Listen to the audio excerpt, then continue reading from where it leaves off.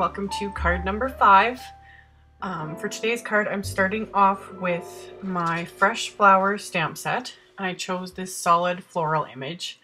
To me, these look like bachelor buttons. This is what my grandma always called them. I have no idea if that's an actual name or what. I don't know anything about flowers. Anyway, so I started off with this solid floral image, and I took some of my Tim Holtz Distress markers, and I'm inking the stamp up directly with the markers.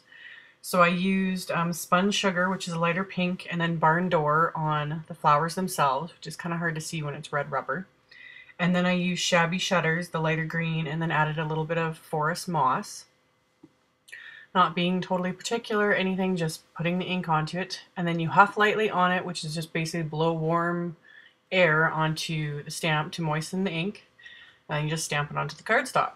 So I stamped it once onto the part in the front, and then I stamped it a second time onto another piece of white cardstock. That'll go on the inside. And just kept repeating the process. I didn't bother cleaning the stamp between the inkings because with the distress markers you don't need to. Like, you could go darker to lighter, it doesn't really matter. It's just habit for me to go lighter to darker. And every time after stamping it onto the first piece of cardstock, I stamped it the second time onto the piece I'm going to use on the inside of the card. So you could do this same technique. You could use Stampin' Up! Markers, Tombow makes water-based markers. Any water-based marker should work quite well for this. I just like my distress markers. So once that is done, I've got, I cut a mat of black cardstock using a Spellbinders, I can't talk today, Spellbinders scalloped rectangle die. And then I decided to sponge the edges of the white piece using Memento Summer Sky ink just to kind of finish it off. It seemed a little plain without it. So then I'm going to adhere that to the scalloped black mat, just like so. So once I've got that, I chose my pattern papers for the card before I even started, and this is the My Mind's Eye Stella and Rose Hazel collection. So I kind of got a layout in mind, figured out what I wanted to do, and then started adding all my adhesive. And being an idiot and not paying enough attention, I put adhesive on the wrong side of the one strip. So cutting it down would have made it too narrow for what I wanted to do, so I just chose a different piece of pattern paper because I ran out of that one. And I actually like it better with the darker strips, so it just kind of worked out. So once I've got my pattern papers adhered, I grabbed some ribbon. This is just AmyR's Textures ribbon. Cut a piece, wrapped it around the card front, and then used my acid-free tape to tape it down, and then tied the bow separately because I wanted the bow off to the side. So once I've got my bow tied, trim off the ends, and then the main image, just get that adhered down into place. So once I've got that the way I want it, I'm going to go on and do the sentiment. So I've got that in place, and the sentiment I'm using is again from my All Women set.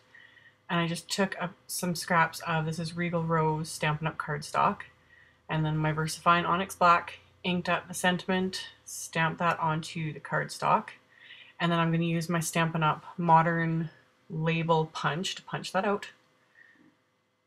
I love this punch. It's definitely a must-have. So once I've got that, it's a matter of adhering it to the card front. And then I didn't want to leave the sentiment just as is. I wanted to add a little bit of embellishment, so I just grabbed these Kaiser Craft pearls again, the self-adhesive ones, and just picked them up with my scissors. Having a little trouble with that second one, and just attached those to the sentiment. And that just finished it off. So keeping things really simple, no detail coloring, no glitter. Shocking, I know. So added more adhesive to the back of the pattern paper. I'm going to mat this with a piece of black cardstock just to frame it and to go along with the black scalloped mat around the main image. So once I've got that, it's a matter of adhering it to the card itself, which is again Stampin' Up's Regal Rose cardstock. That's definitely one of my favorites. I love that color. So get that adhered down, and the card front is done. So for the inside of the card, like I said, I'm using that piece of white cardstock that I had stamped the flowers onto again. I'm going to frame that with black cardstock as well. I wanted to add a couple sentiments though, so I grabbed another little verse, this one from the All Women stamp set. Get it lined up on my acrylic block. I got these ones from All That Scraps. And then ink it up with the VersaFine ink. And like I always do, I always eyeball it. It's really hard on camera though, because my camera's kind of in the way, so I'm sitting on an angle and it's just hard to eyeball and get things straight. So it just takes a little bit of fiddling, but I got it. So got the sentiment stamped, and then the Happy Mother's Day sentiment, again from the same set. I'm going to stamp on the Regal Rose cardstock. And that's where with this card and this kind of sentiment, you can actually make this could be a happy birthday card, a thinking of you card, just because card. Yeah, you could make it for really anything that you would want it to be. So I used the Mother's Day sentiment for this one though. And then got everything adhered together.